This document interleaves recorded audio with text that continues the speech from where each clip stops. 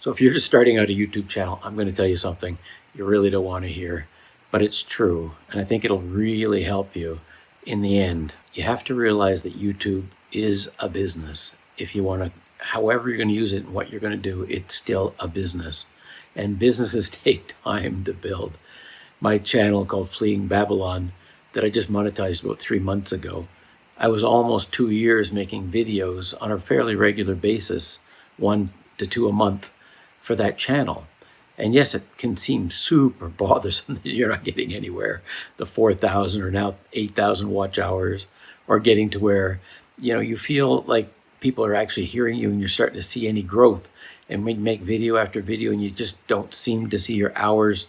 Your subscribers may grow a little bit, but you don't see your watch time hours growing that much. And it can be very, very frustrating. But the beauty of it is once you reach, like I did, the critical mass, and I had a video go to 12,000, another video's up to, that I did about 2.5 months ago, is about 45,000 views.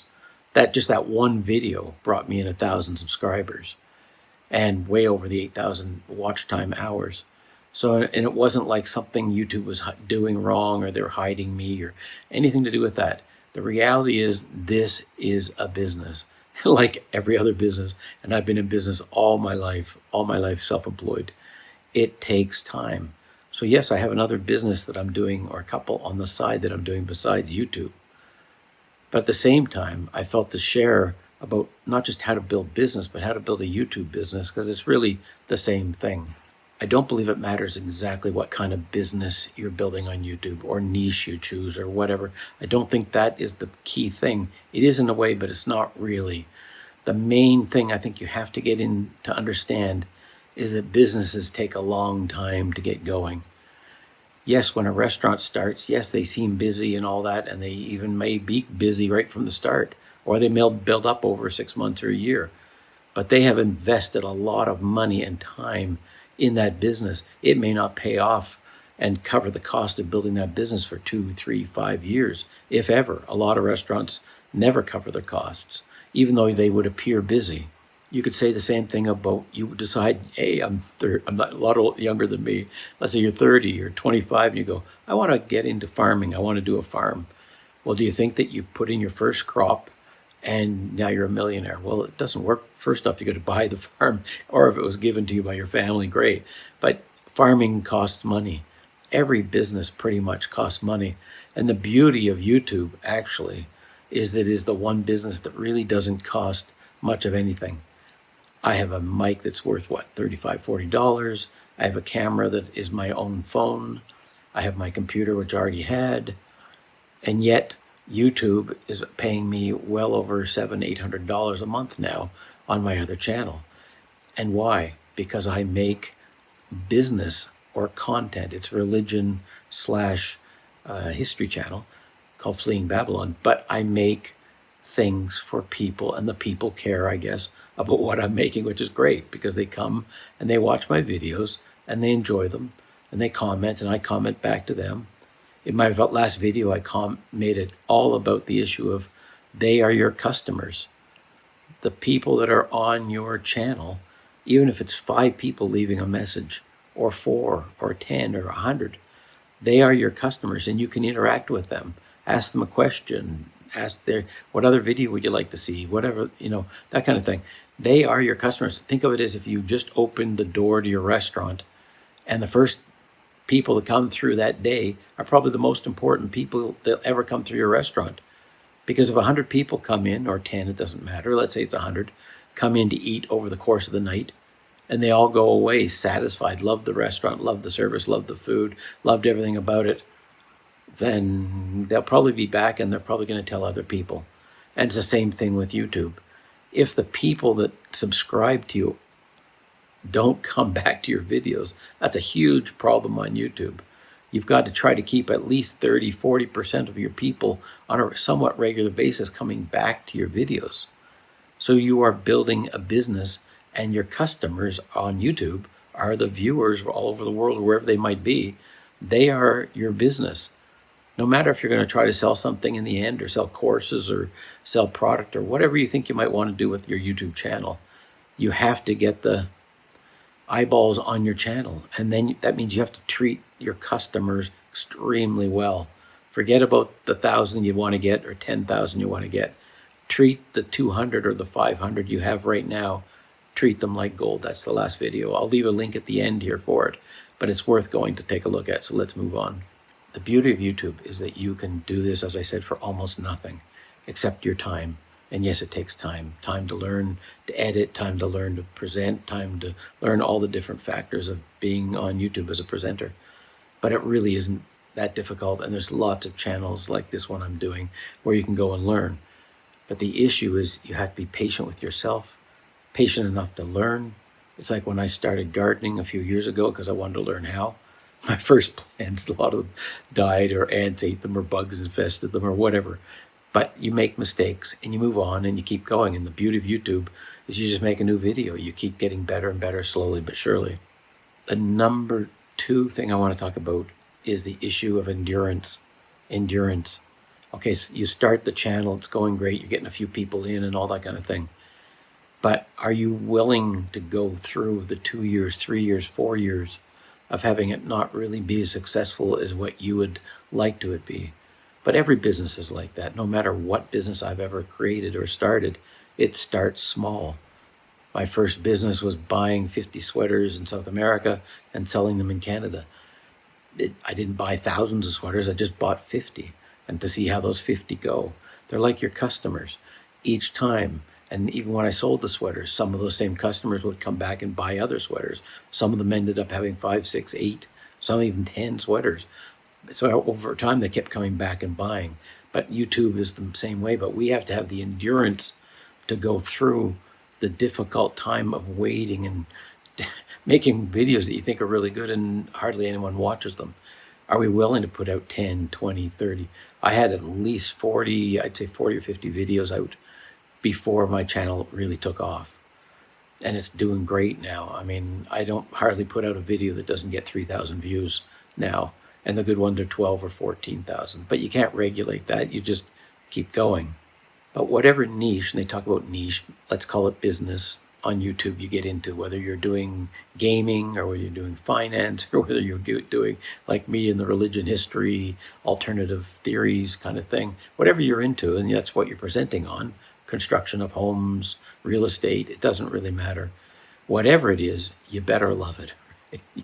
Because you're going to be doing it for a long time. You better love it. You better love the choice of the niche that you like. It's not so easy. I see presenters on YouTube say, oh yeah, you can go ahead and change. But that's really not very feasible, really. It's not set up that way. YouTube is watching to see what kind of a channel you have, who you're talking to, and they try to build you a customer group around what you do. So you have to, in the sense, love what you're doing. So if you're a pie maker, there's 1,000 different pie recipes out there and you can make pies. But if you then start making lobster, well, you might lose all your people that love watching how you make pies. So you have to love what you're doing enough that you can consider doing it for 2, 3, 4, 5 years out. And then have an idea in your head how I can take let's say my pies, I can start selling my recipes on YouTube or through another system, or bringing people to another channel that I have through another place where I can sell the recipes or sell my pies even, or whatever it is. Whatever the business is, YouTube is great at bringing you customers. But like I said, you got to keep your eye on the customers.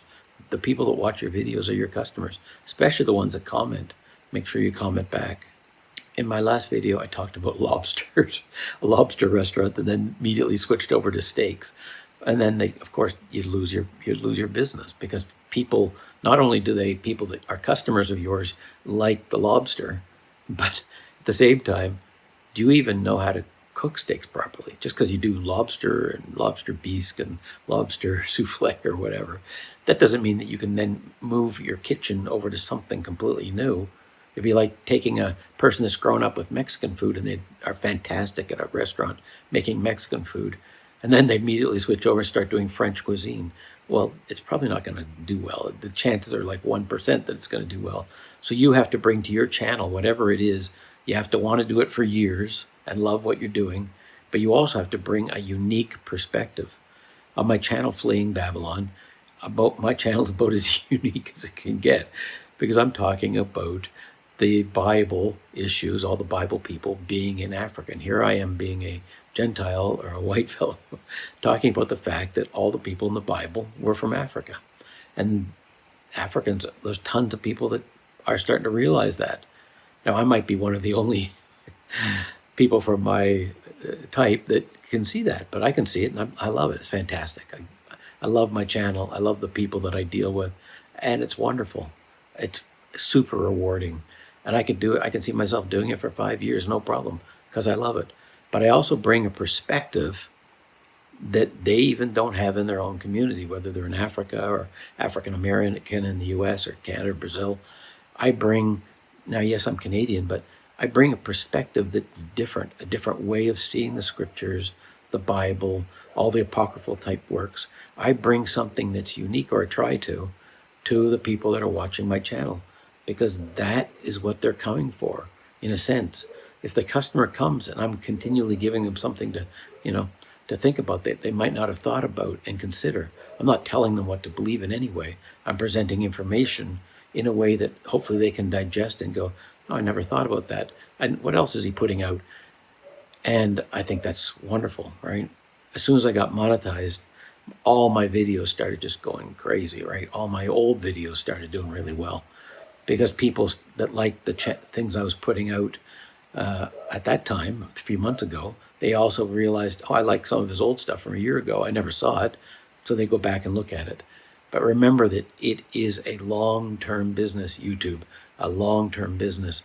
But the blessing, in a sense, if you want to call it that, the good news is once you get your business over that hump and up to that point and over that hump, there's a momentum that happens. There's a shift that happens. I'll show you 2 videos that I did. One about a year ago and how it went, 100, 200 viewers, and pretty much up and straight line across.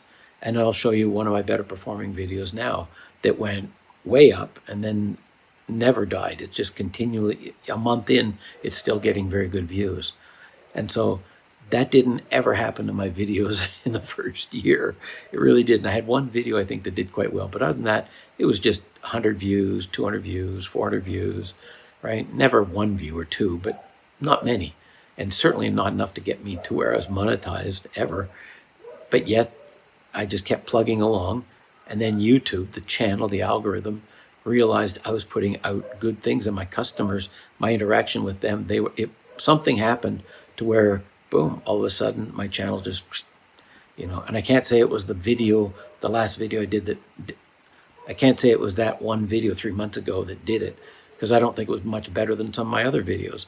But for whatever reason, that one hit a new group, and it brought me in 600, 700 subscribers on that video that had 12,000 views.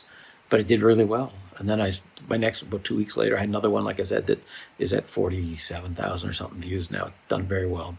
So it doesn't matter. There's many, I have no idea. There's 10,000, let's say, or 100,000 people doing videos in the niche that I'm in.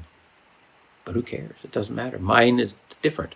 It's like, if you think, and this is true, Burger King would put they'd see where the McDonald's restaurant was, and that would be one of their deciding factors of where to put a restaurant was the McDonald's. They'd go right next door if they could. Why? Because did they put their restaurant out in the boonies because McDonald's was taking all the market? No, they realized McDonald's can take part of the market, and we can also take part of the market. And you think about your city, wherever you are, and generally the food places are all within a certain regions, like shopping malls. Everybody's in one area.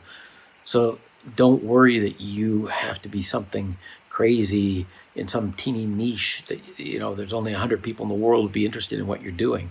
No, the bigger the group of people that might be interested in what you're doing, the better likelihood for you to have a business on YouTube. Literally, if I was doing, mice grooming, and there's 100 people in the world that are into mice grooming, well, then you're not going to ever really have a very big channel on YouTube.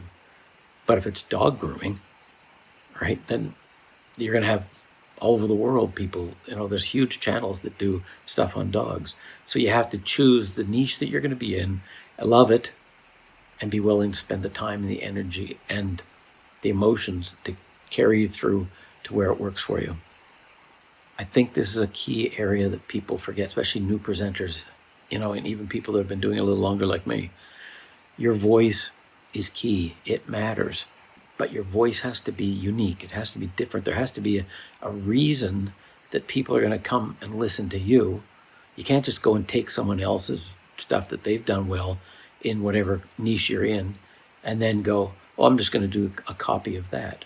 Well, that you're not bringing anything new. You might get a few views in the end, but you're not ever going to have a satisfying channel to other people because you're not going to be authentic. You have to bring what it is that is your voice.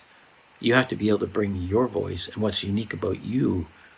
Yes, you have to learn to be warm on camera. You used to have to learn to laugh. You have to learn to smile. You have to learn all those things. But you have to have something that's unique.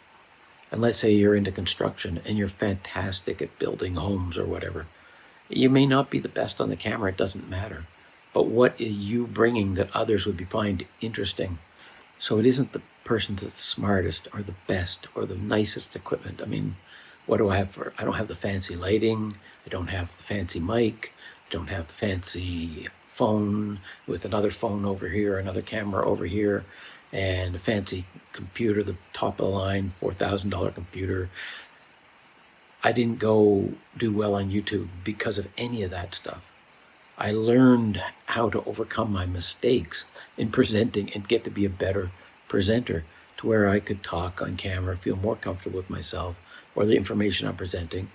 And that over time got an audience.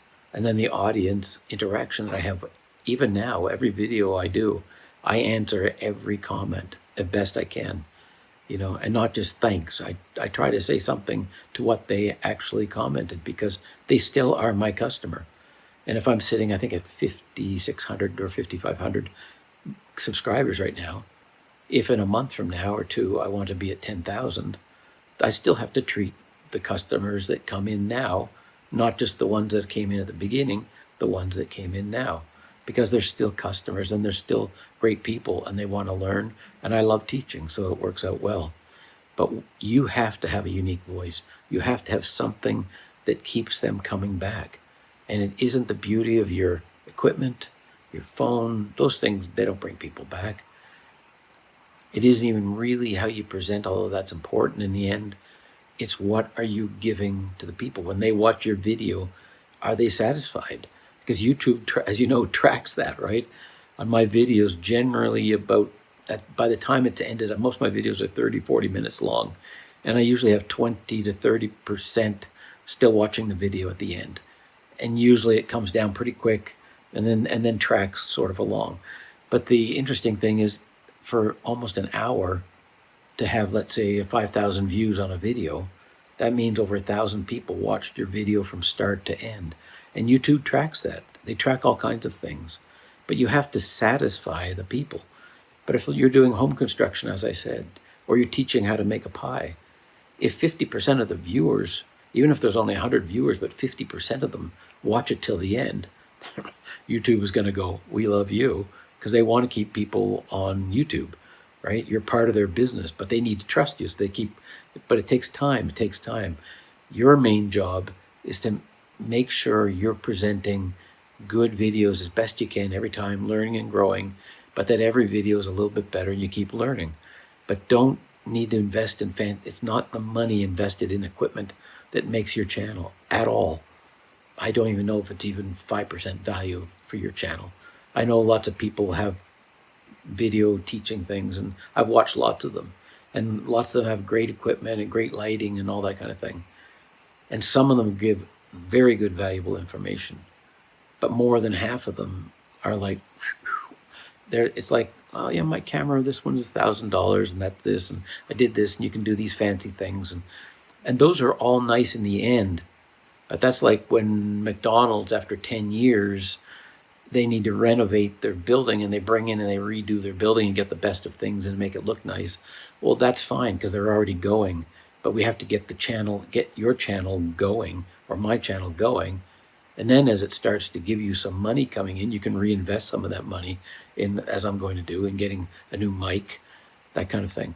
But you don't have to have those things to be successful right off the start. So remember the things I was trying to mention in this video. One is you have to be in it for the long term. You have to love it, right? You love what you're talking about. You have to have a knowledge base about what you're talking about and stay within more or less that knowledge base. You have to treat your customers well. You have to look at it as, like I said, a long-term business and be patient with yourself in the learning. But in the end, you have to give something that others want to come and listen for 20 minutes, 30 minutes, or whatever time you're spending on your video. They have to be engaged in that and feel that they left with value. So I hope that in this video, if you watched it, it's a new channel as well. I don't expect hardly any views on this video when I make it, but maybe in a year from now, someone will see it. It'll help them. Great. But try to have the long-term perspective on your business on YouTube.